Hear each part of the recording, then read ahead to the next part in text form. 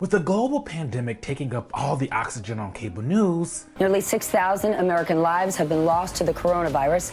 10 million are out of work. Dr. Anthony Fauci tells CNN that the entire nation should be under stay-at-home orders this morning. In weeks passing since the last primary votes were cast, Georgia was set to vote next week, but they are delaying. Louisiana, Maryland, and Kentucky have already pushed back their primaries as well. You may have forgotten we're still right in the middle of a Democratic presidential primary. After winning the most votes in the first 3 states, Bernie Sanders seemed like he was on a roll. But after Joe Biden's huge win in South Carolina, the former Veep went on a tear, winning state after state and by huge margins. All those have been counted out, left behind. This is your campaign. And now Sanders would need to win almost 65% of the remaining delegates to get the nomination.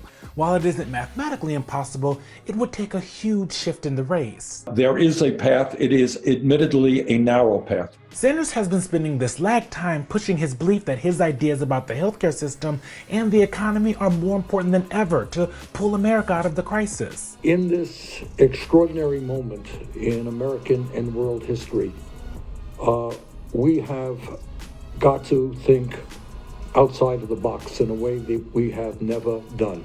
No, wait. A little more now to your right a little bit. Scoot back. My colleague Holly Otterbein covers Bernie Sanders' presidential campaign and the political left for Politico. Every day, every other day, he holds a virtual coronavirus event. And these have been roundtables, they've been quote unquote town halls. You can make a little sign and say, I'm here to help you out. And you can say what that help is. For mainstream Democrats, this is starting to feel a lot like 2016, but even more frustrating.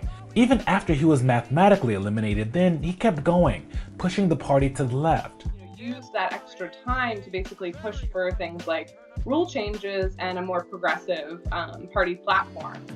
And so progressives ended up, feeling as though it was worth it. They feel as though a presidential campaign is a way to keep these issues, in the public's eyes. And that's exactly what he wants to do this time around. And it's already worked to a certain extent. Biden has already added a type of free college to his platform and credited Sanders for the addition. But you have to remember, Sanders isn't your typical politician. He isn't just thinking about how this would help his political career. So just ending it because some Democrats say he should, probably not likely. When he's thinking, through what he's going to do, he's thinking about that movement as well. And he knows that he's the leader of it at this point. What's best for that is not necessarily the same thing as what's, best for his campaign, best for the Democratic Party necessarily. But that thinking has the potential to damage the brand of not just Sanders, but of the progressive movement writ large, especially when you consider how poorly Sanders is doing in some states. It could look like a complete rebuke of the populist movement. You end up pissing people off and actually making it less likely that he'll support additional progressive policies. When you look at a state like Michigan that he won in 2016, and then he lost pretty badly to Joe Biden this year, it raises these questions, especially in a state like that. In 2016, the Midwest is where Bernie really put up a fight against Hillary Clinton, winning Michigan and elongating the race. But it wasn't just a symbolic win. His policies really resonate with blue-collar white voters, which the Midwest is just chock full of. If populism, left-wing populism, is going to be popular anywhere, it should be somewhere like that. If it's not, that raises questions. And I think that there is a risk for the progressive movement that just ends, things like that make them look even weaker. Though the Sanders team has been kind of coy about whether or not he's going to stay in the race or get out, the tone has clearly shifted.